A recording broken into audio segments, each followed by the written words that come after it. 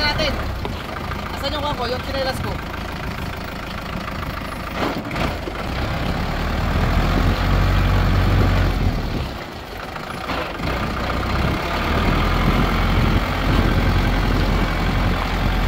Yo, what's up guys? Good morning. We are here at Gimban, Nueva Ecija again. So as you can see, I am here in the bypass road. As you can see there, they are continuing making this bypass road. So ang gagawin natin ngayong araw, mag-prepare tayo ng tataniman ng palay guys. Ito, pakita ko sa inyo. So guys, as you can see, here is our rice. So nakapunla yan.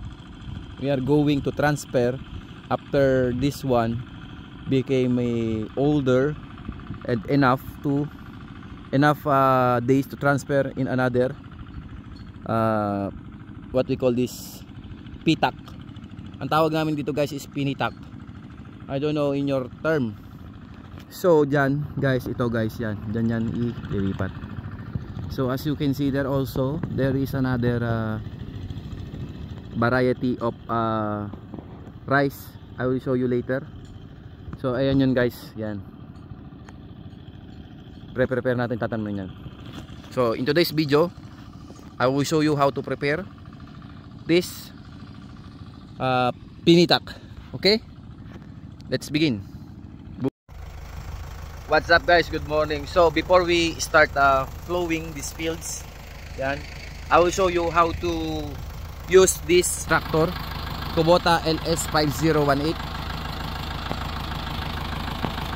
So this tractor is composed of inline 4 engine with a 4x4 transmission, 4 cylinder, 4 piston, and this is the blade of this tractor. Ito guys, napakita ko sa inyo. So this thing is used to scratch this field, this soil. Dinudurog yan into small pieces. So now I will show you how to control this one. Okay? Ito guys, this thing here, when you put it downward, bababa yun. Bababa yung tractor nya. So this blade will go down. Okay, ito yun guys, this one. So ayan guys, so papaikutin natin siya. Iangat natin ulit. Ayan guys, umangat, diba? And this thing is the revolution. Ayan guys, ayun, umangat. Ayan. Pag ginitin natin yan, under yan, mag-revolution. Okay? And this is the speed up.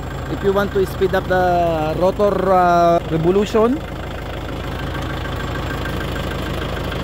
this one is the engine fuel, engine gas.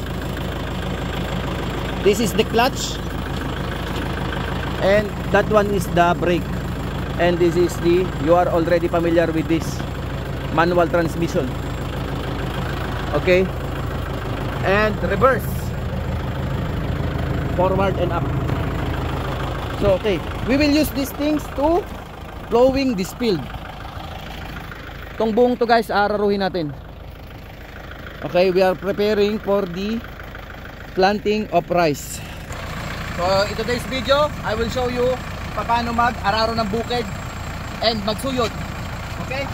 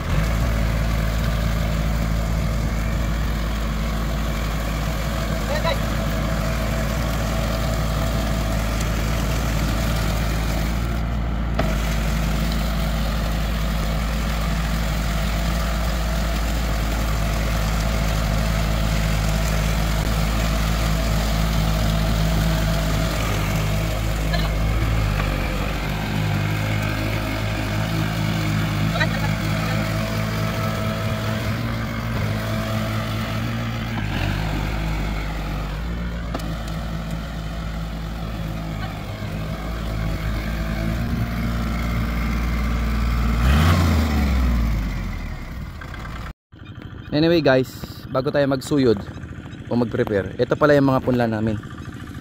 Papakita ko sa inyo. Ito, pala ito. Itong mga punla namin to is purely hybrid yan. Hybrid lahat yan guys. Yan. Hanggang doon. Doon. Saka yung isa nandun. So kung napapansin nyo, iba-iba sila ng location. Means iba-iba din sa variety ng palay. Iba-ibang klase ng palay, iba-ibang klase ng punla. Ito yan guys. So ngayon, prepare tayo guys. Papatagin natin yan kasi kailangan suyod yung pagkapatag ng pitak. Ang tawag dito is pitak. Yung square na yan, square na yan. Ang tawag dyan ay isang pitak dito sa amin. So dapat pantay-pantay. At patag na patag siya para kapag pinatubigan, yung daloy ng tubig, ito dito is equal into different place. So simulan na natin. Guys, Patiin lang ha, patiin. Baka matali ka pa. so papaandar natin tong tractor. So first thing, ito yung pinakasusi niya. Hindi katulad ng mga sasakyan, usually na motor o kaya ng mga kotse. Iba to. Ito yung silinyador niya guys. Sisilinyador natin yan. Run. Yan o, yan o. Run. Yan. Run. Dapat naka-run yan. Kaya ilo, kunin mo daw. Okay lang, bitaw mo. Oh. Ayan. Okay Yan. Malakas na. Tapos, kunin natin yung choke niya. Ayan, Ito. yan. Ito yung choke. Dapat pisilin natin yan. Kasi ang tawag ito is single cylinder. Single piston lang to. Okay. Ito yung pangararo namin sa bukid.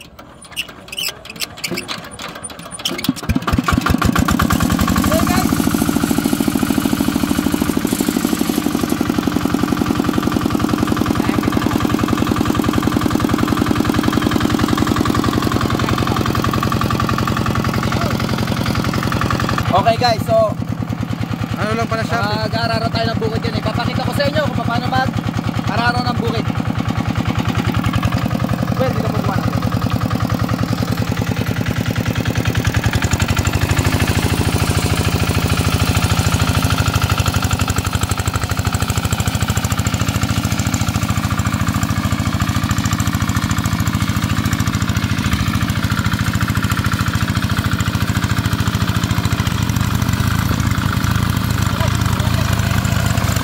Sir, may direksyon!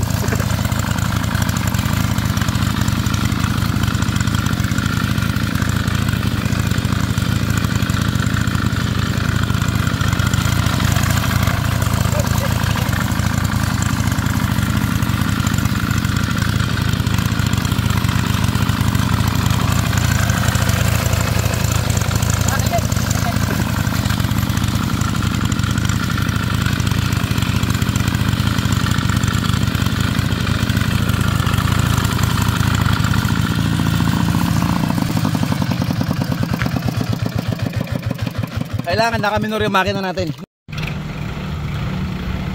Hop, hop! Tabagan ito lang. Diyan mo sa likod ka. Diyan mo sa likod ka. Hop!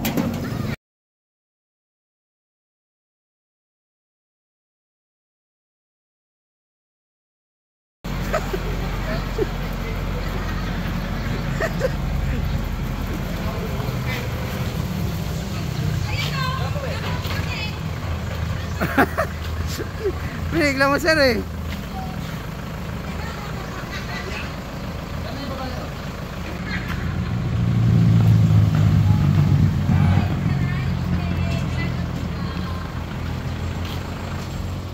Okay guys, we complete our task today. For today, so we complete our task. Thank you.